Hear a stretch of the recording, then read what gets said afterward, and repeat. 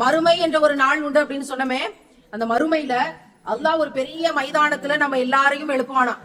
எல்லாரும் கபருக்குள்ள இருந்து அடிச்சு புடிச்சு எல்லாம் எந்திரிச்சு வருவோமா.